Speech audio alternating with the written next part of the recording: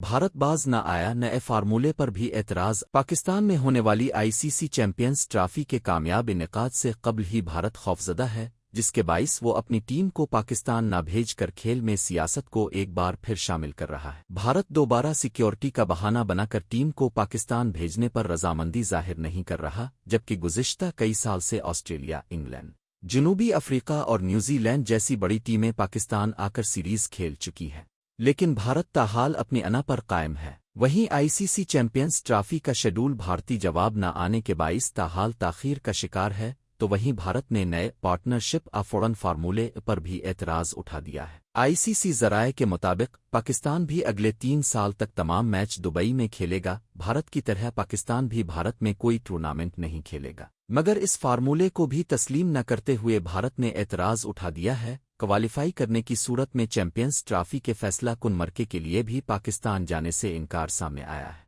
پی C B نے بھی دو ٹوک جواب دیتے ہوئے کہا کہ اگر ایسا ہے تو ہماری ٹیم سے بھی کسی فائنل کے لیے دورے کی امید نہ رکھی جائے۔ 3 سال کے تمام فائنلز بھی دبئی میں ہونے چاہئیں۔ گزشتہ دنوں دبئی میں پی سی بی حکام کی آئی سی سی کے ٹاپ آفیشل سے ملاقاتیں ہوئیں۔ چیئرمین محسن نقوی نے ویڈیو کال پر جیشا سے بھی بات کی۔ پاکستانی بورڈ نے برابری کی سطح پر بات کرتے ہوئے پارٹنرشپ افورن فارمولہ سامنے رکھا، جس کے تحت آئندہ 3 برس میں دونوں ممالک جتنے بھی آئی سی سی ایونٹس کی میزبانی کریں، ان کی ٹیمیں اپنے میچز تیسرے ملک دبئی میں کھیلیں گی۔ جیشا کی بطور آئی سی سی چیئرمین نئی اننگز گزشتہ روز شروع ہو چکی۔ پی سی بی ذرائع کے مطابق اب کوئی اور راستہ نہیں ہے، ہماری جانب سے ایک فارمولہ آ گیا جسے بھارت کو قبول کرنا چاہیے۔